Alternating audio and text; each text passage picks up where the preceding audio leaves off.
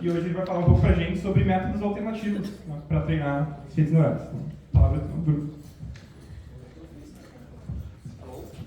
Alô? Bom dia, todos me escutam? Certo? Então, obrigado, Lucas, pela introdução. Como falou, eu vou apresentar essa palestra, o que métodos alternativos para treinar redes neurais podem revelar. Então, só mencionando, faço pesquisa na área de A, mas dentro da área de A em vários tópicos diferentes. Eu entrei no PPGC faz pouco tempo, então ainda estou montando um grupo de pesquisa, mas os principais tópicos, então, são a interpretabilidade aplicada à bioinformática, computação evolutiva, que é o tópico que eu vou falar hoje, e métodos de redução de dimensionalidade e visualização de dados. Ao longo da ECOA, nos últimos 2 dias, eu conversei com alguns alunos no Coffee Break que vieram comentar comigo que tinham assistido algumas palestras anteriores minhas.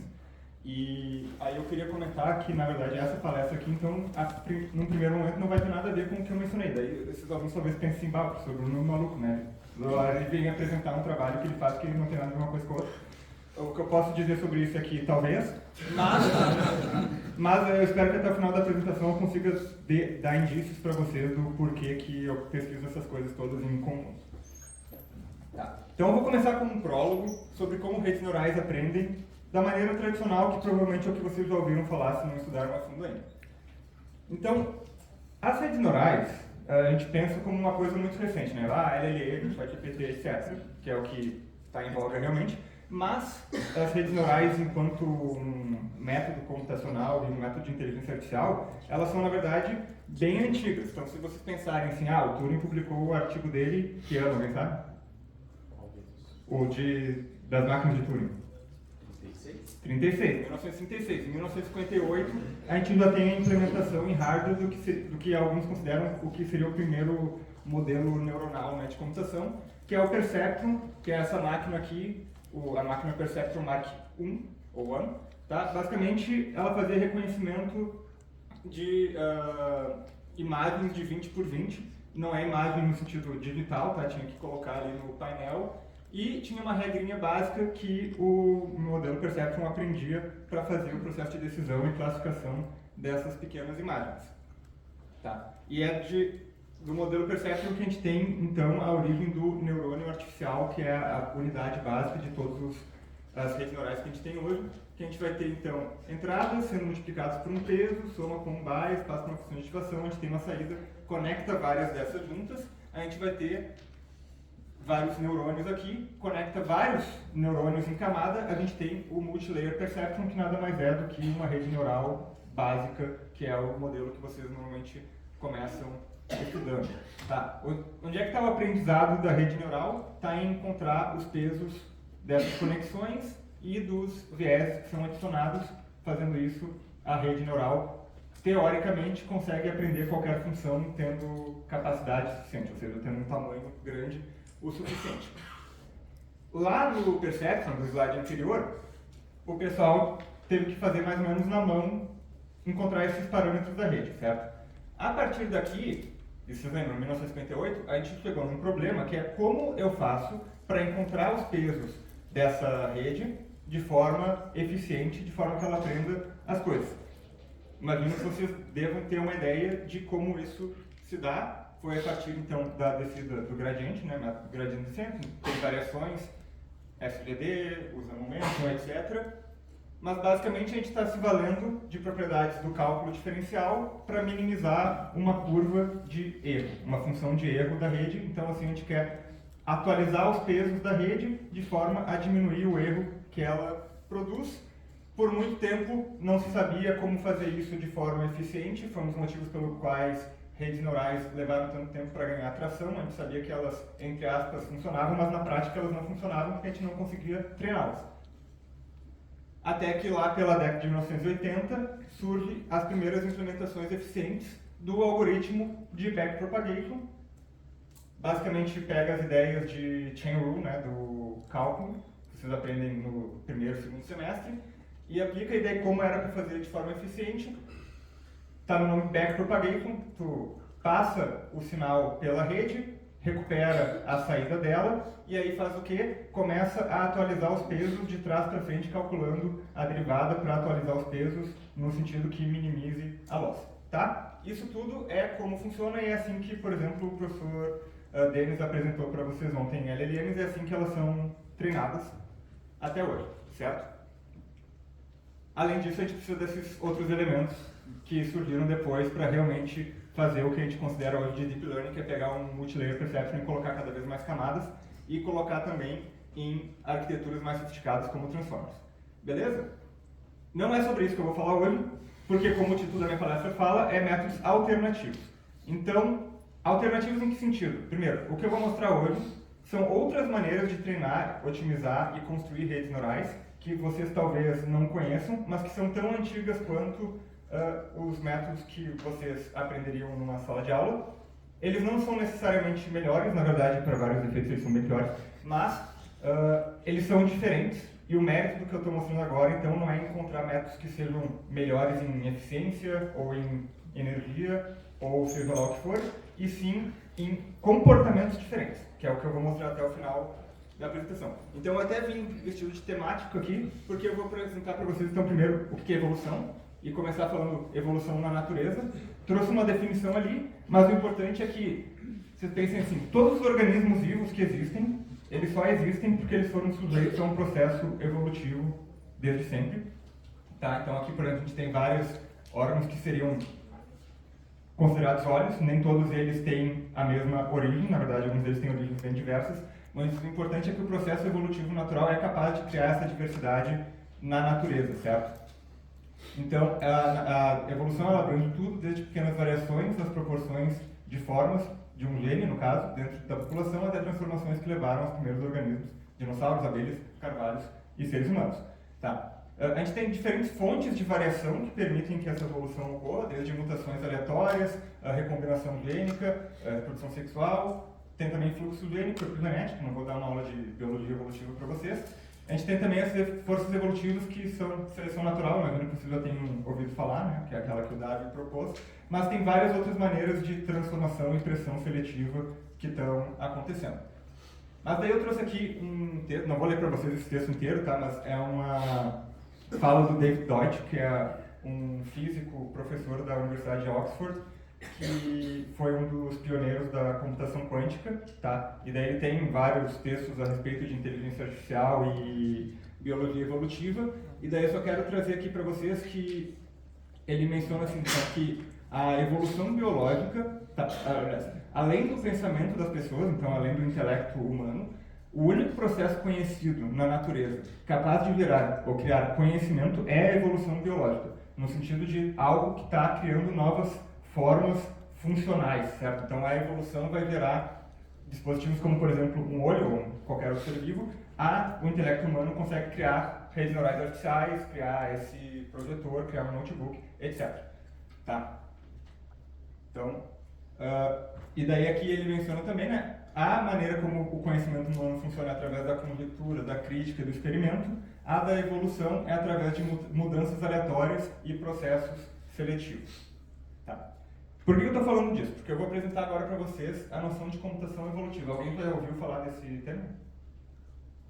Algumas pessoas. Ok, legal, porque daí eu posso apresentar para vocês esse tópico. Então, o que é a computação evolutiva? É tentar se apropriar de ideias da evolução natural para gerar novidades na computação, certo? Ou uma otimização, ou diversidade, etc.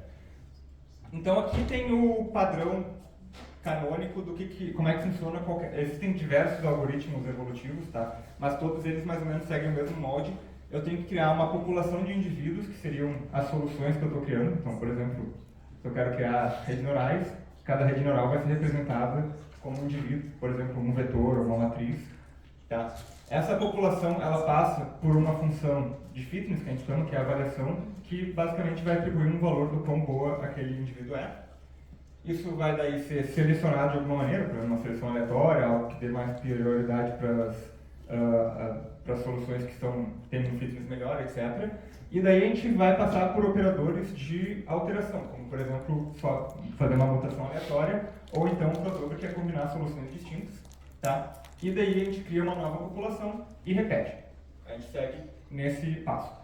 Quais são os desafios? Tá? Então, a gente tem a questão de exploration versus exploitation. A gente normalmente usa em inglês porque esses dois termos em português têm a mesma tradução em exploração. Então, exploitation é a busca de novas regiões no espaço de soluções, exploitation é refinar as boas soluções já encontradas. Então, basicamente, um procura a diversidade e a novidade, o outro procura o aprimoramento, e eles estão sempre disputando, digamos, a atenção do algoritmo um com o outro. Tá. Se eu tenho só exploitation, eu não consigo explorar novos espaços de busca. Se eu tenho só exploration, eu talvez fique preso em soluções não ótimas. Tá. Então, quais são alguns desafios da computação evolutiva? Um deles é justamente a preservação da diversidade. Esses métodos eles tendem a convergir rapidamente se eu não estou considerando nada que garanta que as soluções não convirjam para uma mesma solução. Então, eu tenho que ter métodos que garantam que isso não aconteça. Uma questão assim é que métodos evolutivos eles são meio plug and play. Então, uma vez que eu consigo fazer uma codificação e tem a função de fitness, eu consigo otimizar, entre aspas, qualquer coisa, não necessariamente vai funcionar bem, mas consigo botar para rodar e ele vai gerar alguma coisa. São altamente paralelizáveis, porque eu posso, em CPU mesmo, eu consigo, se eu tiver threads ou cores disponíveis, eu posso só ir colocando cada indivíduo em um core separado e eles rodam em paralelo e depois eu tenho que combinar de novo na próxima iteração. Quando é que a gente usa computação evolutiva? Tá? É quando eu tenho espaços de buscas complexos que são descontínuos, no sentido de realmente não ser contínuo, ou seja, não dá para derivar, e eu não tenho soluções exatas. Se eu tenho soluções exatas, eu posso calcular a solução exata. Se eu tenho como calcular o gradiente, como é o caso que eu mostrei antes para vocês de redes neurais, eu consigo usar métodos eficientes que vão me direcionar diretamente para espaços de busca melhores. Aqui eu tenho um exemplo, que é essa antena que a NASA desenvolveu em 2026. Eles estavam tendo um problema com a performance da antena, então eles usaram um método evolutivo para encontrar esse formato aqui. Tá? Então, o algoritmo evolutivo ele evoluiu essas dobras da antena para fazer ela ter um desempenho melhor. Tá. Aqui tem um artigo só para provar que eu faço pesquisa nessas coisas, não estou falando disso. Então, tem um artigo meu de revisão no qual eu comento alguns desses aspectos. Tá. Então, deixa eu comentar com vocês agora sobre o NEAT, que é esse algoritmo aqui de 2002, o Neural Evolution of Augmented Topologies, que foi um dos artigos pioneiros na área de usar a computação evolutiva para a geração de redes neurais. É 2002, então são redes pequenininhas, tá? Mas como é que funciona? Eu represento as conexões de redes neurais, então eu tenho os meus nodos e as minhas conexões, e isso aqui, então esse vetor, ele está dizendo como é que é a conectividade dessa rede e também qual é o valor dos pesos, etc. Tá? E aí eu vou montar novas redes, ou, como eu falei, alteração aleatória, então, por exemplo, mutações que vão adicionar novas conexões ou vão adicionar novos nodos.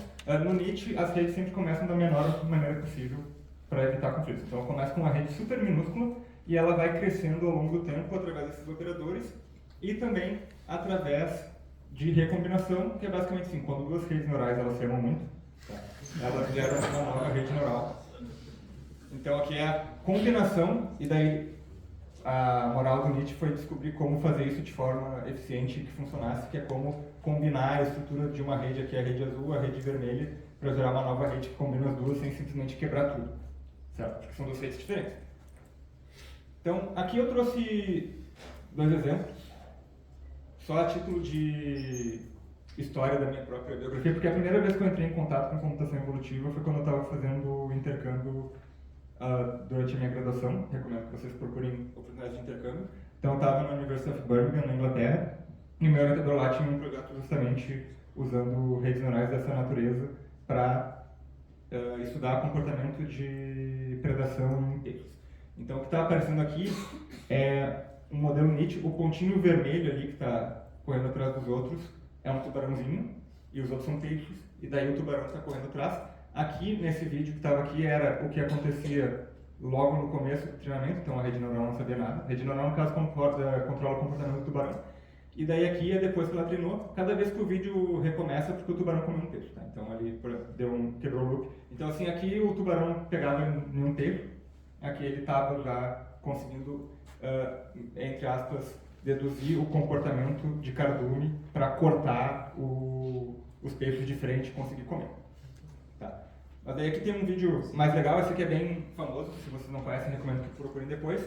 Então aqui é a rede NEAT, então aqui está a rede, tem nada, aqui é o que ela está acessando de informação realmente, e aqui então é o mapa do Super Mario World, e daí a rede aprendeu a controlar o Mario para terminar esse nível.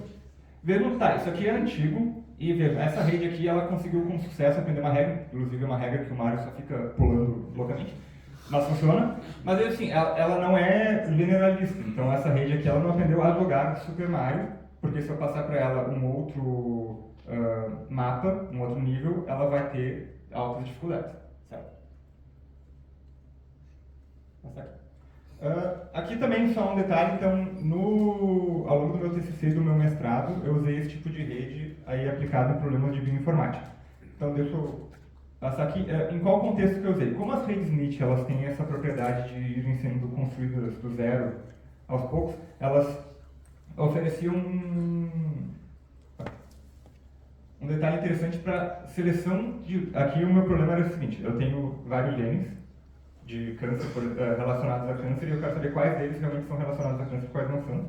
E daí a gente treinou redes NIT porque daí, como elas vão sendo aumentadas ao longo do tempo, a rede vai coletando, entre aspas, os genes, que seriam os dados de entrada necessários para fazer a classificação corretamente, à medida que elas crescem, e daí no final eu podia simplesmente olhar a rede e ver quais genes a rede em si está usando.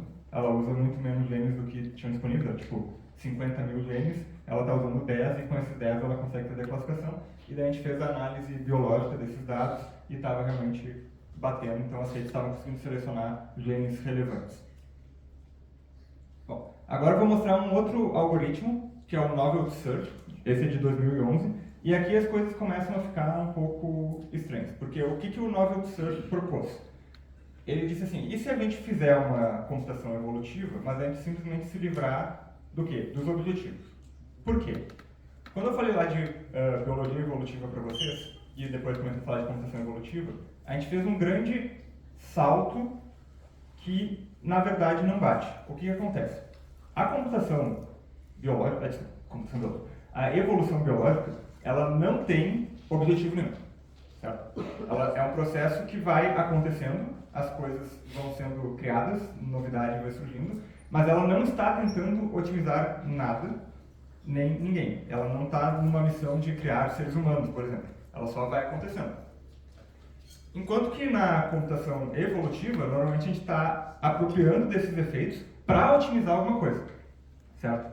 O algoritmo Novel Search, então, ele tenta, digamos, vamos ver o que acontece se eu não me basear, então, em objetivos. Como assim? É gerar novas soluções através de computação evolutiva, simplesmente procurando novidades. Certo? Eu não estou otimizando, eu não estou, por exemplo, ali o jogo do Mario, eu não estou procurando a rede neural que faz o Mario chegar mais longe, eu estou apenas procurando novas redes neurais que têm outros comportamentos. Tá? E o que eles observaram foi que, fazendo isso, eles conseguiam gerar soluções depois, encontrar soluções que, por exemplo, jogariam o jogo do Mario melhor do que se eles tivessem otimizado para tentar otimizar o jogo do Mario. Então, depois os autores resumiram, eles publicaram esse livro, Why Great Things Cannot Be Plain. Tá? Daí eu trouxe aqui só duas passagens que meio que resumem. Uma é, essas funções de objetivo podem, na verdade, impedir que o próprio objetivo seja alcançado, embora existam métodos para mitigar esse tipo de equívoco, eles deixam uma patologia, subjacente patologia, no caso seria problemas de convergência, sem tratamento. As próprias funções de objetivo podem desviar ativamente a busca para becos sem saída. Então é como se o objetivo estivesse limitando a busca, e aqui quase nenhum pré-requisito de uma grande invenção foi criado tendo essa invenção em mente. Daí aqui, por exemplo, alguém sabe o que é isso? Parece uma lâmpada, né? É um tubo de vácuo. Isso. Que foi... Então aqui é só de exemplo, por quê? Isso aqui surgiu da onde? Da necessidade de fazer lâmpadas incandescentes. Tá. Os primeiros computadores, eles se basearam nessa tecnologia, mas para criar os computadores, isso aqui já tinha que existir, mas isso aqui não foi criado para criar computadores. Pegaram a ideia? Então é mais ou menos aí. Então aqui eu botei um vídeo de um dos experimentos que tem nesse artigo da Web Search. Então aqui na esquerda é um robôzinho bípede sendo otimizado para caminhar mais longe, e o outro simplesmente foi encontrado pela busca de diversidade sem tentar otimizar a distância, e daí vocês me digam qual que vocês acham que saiu melhor. Tá? Bom, um outro tópico relacionado à computação evolutiva são diferentes métodos de alternativas de algoritmos de treinamento para redes neurais baseados em evolução. Então aqui eu trouxe um exemplo, por exemplo, do Lair, que é um artigo de 2016. A contribuição deles foi a seguinte: eles estavam tentando evoluir redes neurais no sentido de treinar mesmo, né? Substituir, por exemplo, backpropagation usando só computação evolutiva. Eles estavam tendo um problema de eficiência porque em computação evolutiva era mais difícil de usar batch do que usando backpropagation, que é mais trivial fazer isso. Então, a solução que eles encontraram, que é bem interessante, foi que eles começaram a considerar, então, para toda a rede neural tinha um fitness, eles começaram a considerar o fitness dos pais dentro do fitness dos indivíduos para gerar uma espécie de herança conjunta, e daí uma rede, mesmo que ela, por alguma mutação que aconteceu, tivesse uma perda de eficiência, ela ainda assim não seria totalmente penalizada, porque eu poderia daí me aproveitar do fato de que, sei lá, os pais dela eram bem-sucedidos, então talvez a longo prazo essa mudança possa reverter para algo produtivo. Além disso, e daí aqui não vou falar de todos esses artigos, é mais a título de curiosidade, que esse foi um tema bastante estudado ali nos anos 2017 e 2018 pelo Laboratório de Inteligência Artificial da Uber e também pela OpenAI, então eu trouxe aqui os artigos, e eles estavam realmente bastante investidos em uma análise mais teórica de criação de novos modelos, novos algoritmos de treinamento baseados em computação evolutiva e também resultados teóricos. Então, por exemplo, eu trouxe aqui um resumo. Esse aqui, que é a comparação ES, é de Evolutionary Strategy, é talvez um dos modelos evolutivos mais básicos que existe, é quase... É até diferente daquilo que eu mostrei, mas no caso eles estavam fazendo comparações entre o ES e o SVD e também criação de, por exemplo, como evoluir um modelo de Deep Learning, vendo que aqui são modelos relativamente pequenos, tá? Tudo bem que é 2017, mas 4 milhões de parâmetros é ainda bem baixo, porque é bem mais difícil de conseguir fazer treinamento desses modelos puramente usando computação evolutiva. Um outro aspecto que envolve computação evolutiva e a criação de redes neurais é em meta-learning e auto-ML. Então, o que é meta-aprendizado ou meta-learning? É o aprendizado sobre o próprio aprendizado, é colocar algoritmos, por exemplo, de aprendizado de máquina para aprender e otimizar os próprios algoritmos de aprendizado de máquina. E daí, relacionado a isso, a gente tem o Machine Learning automatizado, que vocês vão encontrar como AutoML. Aqui eu botei as definições da IBM e da Microsoft, tá? Então, o que é o AutoML? É o processo de automatizar o processo de criação de algoritmos de aprendizado de máquina. Então, se vocês vão treinar uma rede neural, vocês têm que saber qual é a arquitetura da rede, qual é a função de ativação, qual é a função de loss, qual é o learning rate, quando é que ela vai parar, se vai usar regularização, etc. Então, o AutoML visa, assim, em vez de deixar um humano resolver esses problemas, eu coloco um computador para encontrar os melhores parâmetros para mim.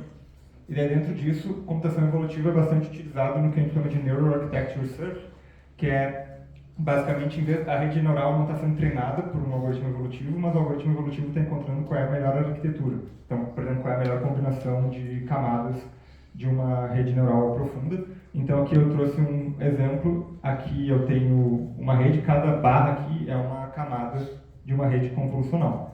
E daí o modelo, o algoritmo evolutivo, ele está encontrando qual seria a melhor topologia dessa rede. Daí a gente pode ver que por detrás disso, na verdade, eu tenho representação de grafos, e esses grafos estão sendo evoluídos. Tá. E daí agora, para falar de resultados mais recentes, alguém ouviu falar do AlphaEvolve? Tá. Sempre que vocês verem um algoritmo com o nome alpha na frente, que é sobre A, vocês têm que prestar atenção, porque significa que a DeepMind do Google acabou de lançar algum modelo bem revolucionário. O professor Lucas vai falar de alguns detalhes, imagino eu, né? Então, o que é o AlphaEvolve? É um modelo que saiu, o artigo foi publicado esse ano, tá? O que eles fizeram foi um avanço evolutivo de programação autônoma. Eu lembrei até um pouco do professor Luigi ontem também fez falar sobre criação de software e programas de forma automatizada. O que o AlphaEvolve faz? Eles pegaram uma LLM, no caso o Gemini, né, que é do Google, para gerar código. Só que eles não simplesmente pegaram e botaram a LLM, escrevam um código. Eles foram otimizando os códigos que a LLM vai gerando através de um processo evolutivo. Como é que funcionou? Pega e escreve, eu quero uma solução para problema X. Eu escrevo lá um script, sei lá, pego um script em Python, pode ser uma versão preliminar do código, ou pode ser até só a documentação dizendo assim, insira aqui a função que resolve o problema. Então eu tenho esse template, eu tenho uma função, e daí isso aqui é uma das limitações talvez do método, mas eu tenho que ter uma função já pré-definida que vai rodar esse código e vai avaliar ele, tipo, vai soltar um número dizendo assim, esse código resolveu esse problema, ou deu, calculou com essa solução que é, sei lá, 95 e se for 96 é melhor. E aí o que eu faço? Eu passo para uma LLM, no caso de Gemini, e ele vai gerar uma mutação, que é uma alteração daquele código, e daí cada saída é armazenada num banco de dados, e daí as LLMs vão ter uma população de diferentes códigos, e esses códigos vão sendo selecionados e recombinados pela própria LLM, mas nesse sentido evolutivo, para gerar novas soluções, ou seja, o código vai evoluindo. Então aqui tem um clipe do processo, então a gente começa com esse código ali, e ele vai sendo alterado, e daí vocês vão vendo que eu vou acumulando possíveis soluções aqui, e daí é uma LLM que está gerando esses novos códigos, certo? Então aqui, esse processo evolutivo, ela está aprendendo a calcular multiplicação de matrizes, certo? Procurando algoritmos para multiplicação de matrizes.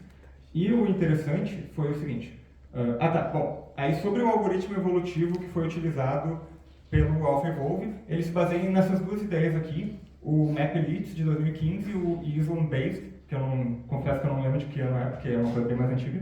Mas o interessante é o seguinte, vocês lembram do Novel Search, que eu mostrei? Que tinha um robozinho, daí o robozinho, um deles é triste e cai e o outro é feliz e fica andando. Tá. Então, o MapElite é baseado no Novel Search. Então, o que acontece no MapElite? Ele faz basicamente uma separação, então ele cria vários grupos, onde ele vai colocando assim, lembra, o Novel Search estava buscando novidade. Então é tipo assim, essa rede neural se comporta dessa maneira. O MapElite, o que ele faz é elitizar esse processo, porque ele pega assim, você é uma rede que está se comportando dessa maneira, eu vou comparar com as outras redes que se comportam de maneira parecida e vou te colocar numa caixinha, e nessa caixinha eu vou manter só o melhor. Só que daí eu tenho várias caixinhas, cada caixinha tem um comportamento diferente, entre elas não tem briga, mas dentro de uma mesma caixinha tem briga. Então eu estou preservando essa diversidade da novidade, mas eu só estou guardando o melhor de cada tipo. Island-Based é uma ideia bem antiga de computação evolutiva, que é para manter a diversidade da população. É como se eu gerasse assim, eu estou otimizando as minhas soluções, só que eu estou deixando cada parte da população em grupos diferentes que não se comunicam até, sei lá, a cada 10 gerações, daí eu pego e jogo uns de uma ilha para outra para dar uma misturada e uma animada nas coisas, mas isso preserva a diversidade e foi esse tipo de método que o time da AlphaEvolve usou para preservar a diversidade das suas soluções. Então assim, resultados. Lembra que eu falei que aquele vídeo ali ela estava encontrando multiplicação de matrizes? Então a primeira coisa que eu quero soltar para vocês, vocês tenham visto as notícias até, mas esse método foi capaz de encontrar um algoritmo mais eficiente do que o conhecido para multiplicação de matrizes. Tudo bem, um tipo de matriz bem específico, são matrizes 4x4 de números complexos. Mas eles reduziram de 49 multiplicações de escalares para 48 multiplicações de escalares, o que pode não parecer muito, mas lembra, se eu estou rodando isso aqui num servidor, não sei quantas vezes por segundo essas multiplicações, isso aí pode ir se acumulando. Tá? Outros resultados que eles obtiveram usando o AlphaEvolve foi descoberta de algoritmos de busca personalizados, tá? Melhoria no agendamento em centros de dados, no programa de scheduling, apoio de projetos de circuitos de hardware da própria Google e também otimização direta de códigos gerados por compiladores. Não vou entrar em cada um deles por aqui, até porque, para falar a verdade, isso aqui é meio que um white paper, então eles também não revelaram esses códigos todos para a gente poder analisar. Mas aqui, um dos detalhes interessantes foi que eles aplicaram em vários problemas de matemáticos que estavam em aberto, nos quais era fácil de verificar a melhor solução conhecida até então. E para 75% desses casos, o AlphaEvolve encontrou um código que gerava soluções que eram as melhores conhecidas, e para outros 20% dos casos, o AlphaEvolve conseguiu superar as melhores soluções conhecidas.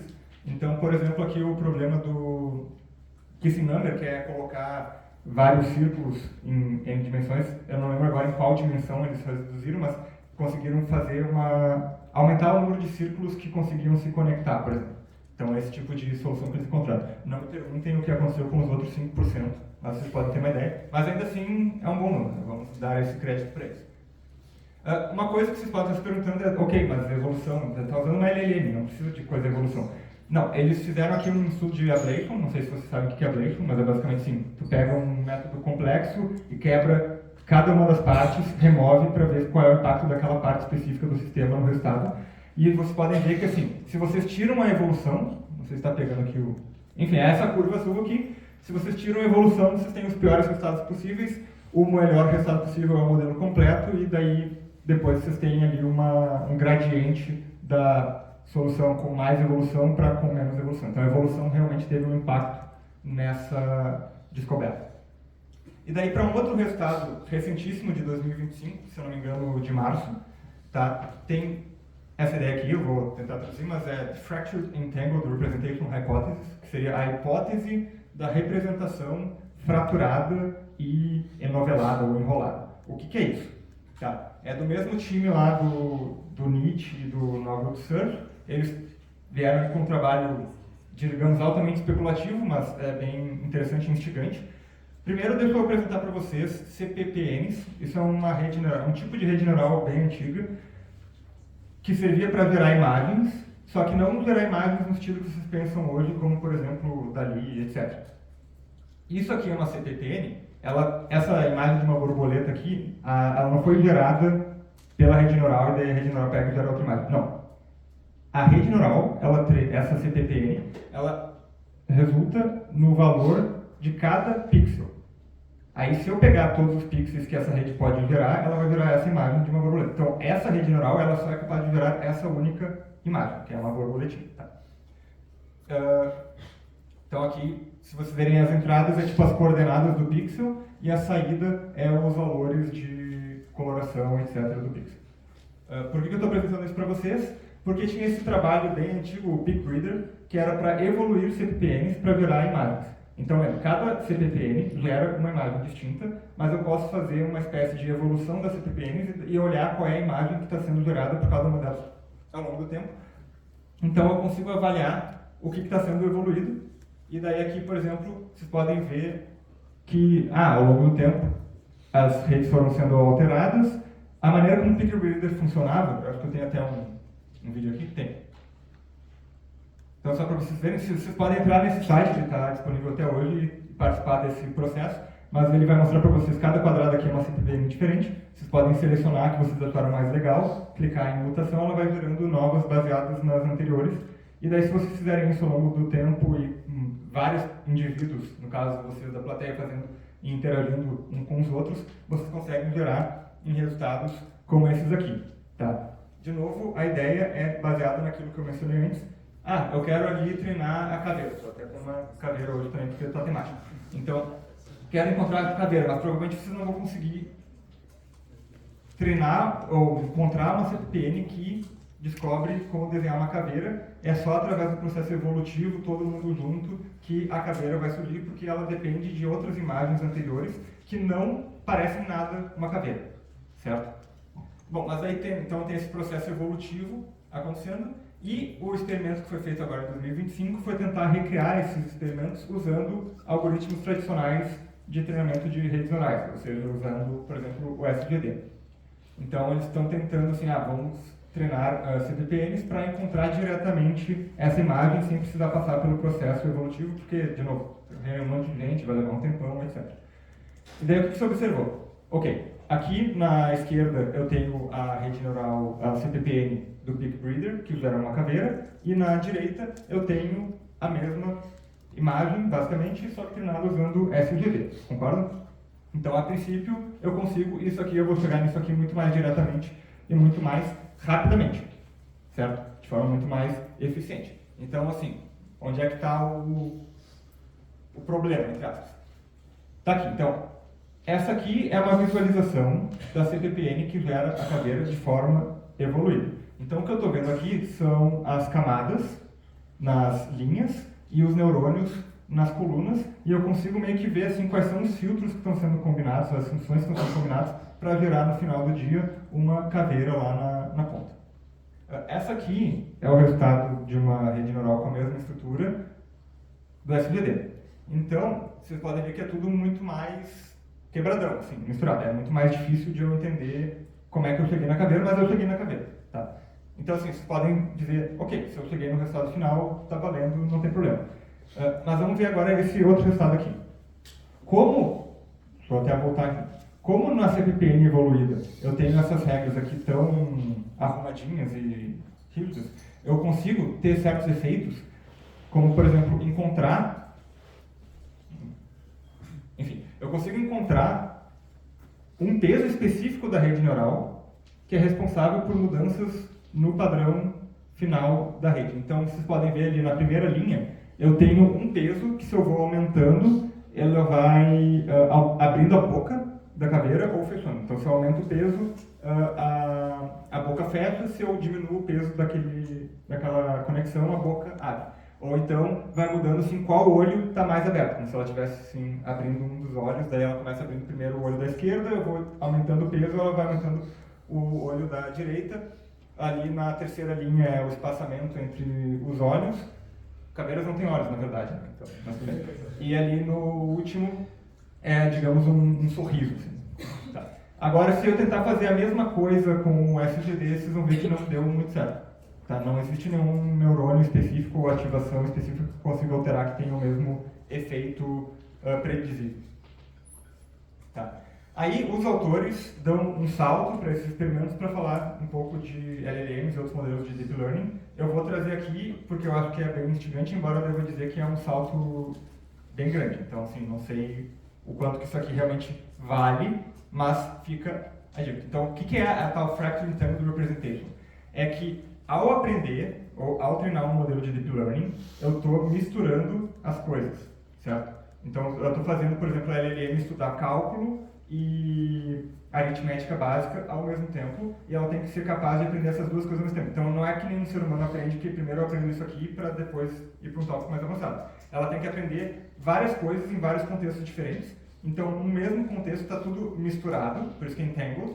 Então, aqui, por exemplo, eles trazem esse exemplo do GPT-3, que é se a rede sabe somar. Se a LLM sabe somar, ou seja, eu dou uma lista de elementos, eu quero ver se ela soma. E aí, se eu tenho ali três lápis, 2 canetas e 4 apagadores, quantas coisas eu tenho, ela vai dizer todas as vezes que vocês têm 9 coisas, está correto.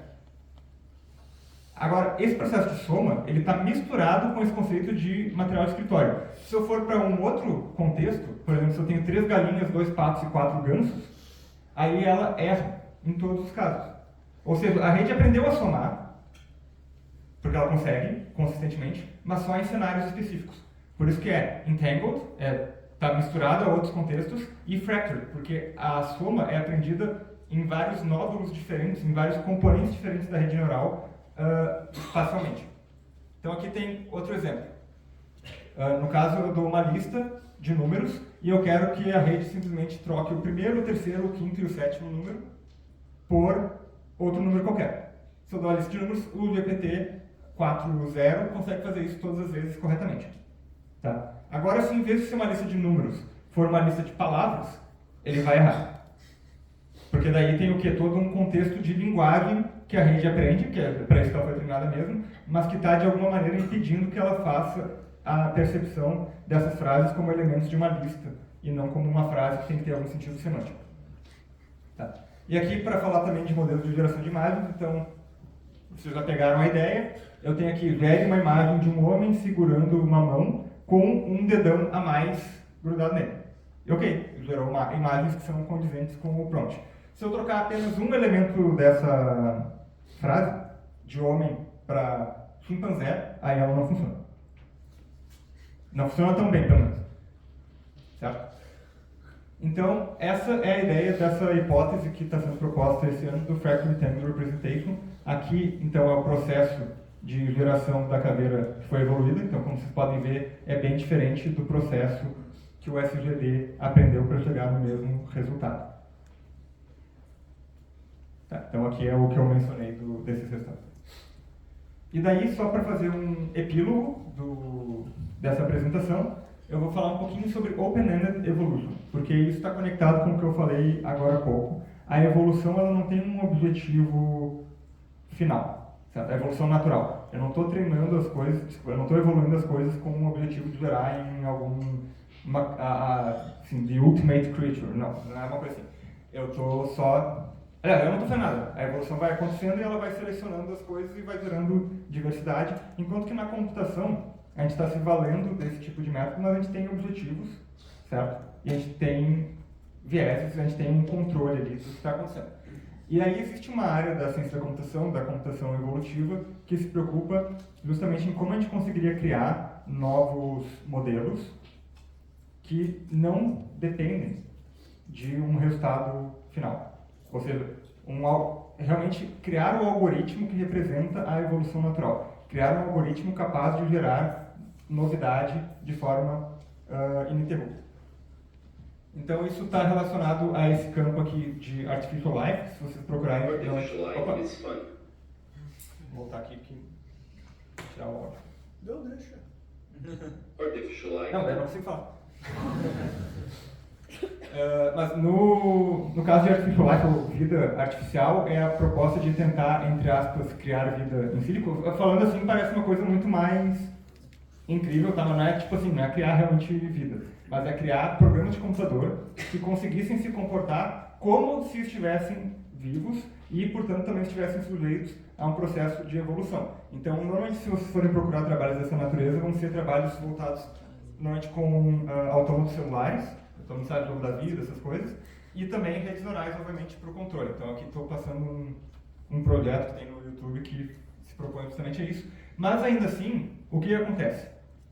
Não existe, até onde a gente saiba, realmente um algoritmo, não existe um estudo, ninguém encontrou, que consiga simular a evolução biológica em um computador. Se eu colocar isso aqui para rodar, mesmo que fique gerando ali novos bichinhos e tal, eu nunca vou conseguir, a partir disso, gerar uma galinha, certo? Ou qualquer outra coisa, assim, de novo, não é o que a gente imagina, mas esse modelo só vai criar variações desses bichinhos aqui.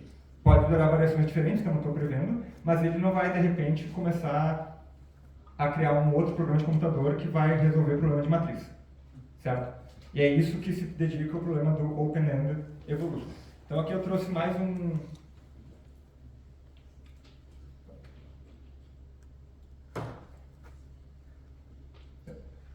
Aqui eu trouxe mais um exemplo, que é o Poet, de 2019. E daí o Poet, ele tinha essa ideia também de criar agentes que fossem capazes de continuar evoluindo, só que daí de novo, o que é o comportamento desses agentes? É simplesmente, eu tenho sempre o mesmo bonequinho bípede, o que eu vou variando é que eu quero que ele consiga se comportar de maneira adaptativa em diferentes terrenos. Como é que eu faço para ele continuar evoluindo infinitamente? A solução que os autores do Poet encontraram foi ir treinando a rede neural que controla esse bonequinho que vai andando, junto com variações do terreno que também vão sendo evoluídas ao longo do tempo, de forma que é um processo de evolução ininterrupta. Os desafios que esse bonequinho vai encontrando vão sempre mudando e vão crescendo em complexidade, como está aparecendo agora nesses desenhos. Então, é também um trabalho dedicado nesse sentido de Open-Ended Evolution, embora também esbarre no mesmo problema que eu falei. Esse boneco nunca vai... uma solução para ele nunca vai ser desenvolver no futuro um outro tipo de organismo que voa sobre o terreno e por isso não tem que se preocupar. Porque os algoritmos que a gente tem hoje, evolutivos, eles não têm essa capacidade de realmente expandir o universo do que é possível. Pegaram a ideia? Tá, então isso é um grande problema em aberto aí. A gente tem que... Tá, então, só para saber quanto tempo passado do vídeo.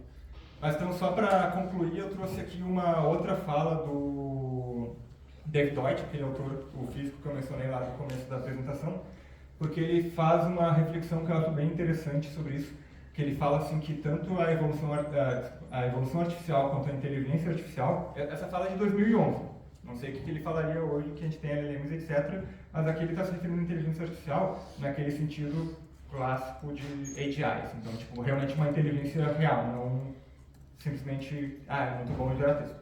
Então, assim, ele fala que tanto a evolução artificial quanto a inteligência artificial são problemas muito difíceis, que representam grandes incógnitas, tá? E a gente não sabe, até hoje, como é que esses fenômenos foram alcançados pela natureza. Então, a gente não conhece o algoritmo, entre aspas, natural, que está executando tanto o processo de inteligência humana, quanto o processo de evolução natural. Então, mas que ainda assim vale a tentativa, embora também o fato de a gente não conhecer como é que funciona talvez seja um dos motivos pelo qual a gente não consegue implementar de fato via de código. Então, assim, a gente não sabe por que o código genético, que evoluiu para descrever bactérias originalmente, também consegue descrever igualmente bem dinossauros, ou seres humanos, ou qualquer outro ser vivo da Terra, certo? Então, da onde vem esse processo que a evolução permite de complexificação aparentemente ininterrupta?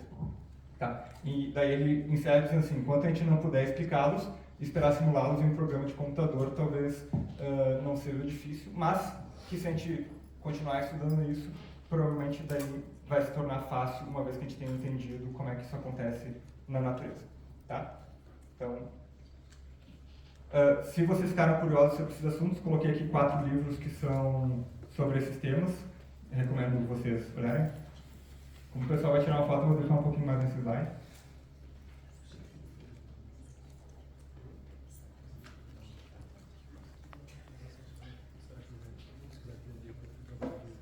Aqui são referências, agradecimentos e a conclusão. Obrigado.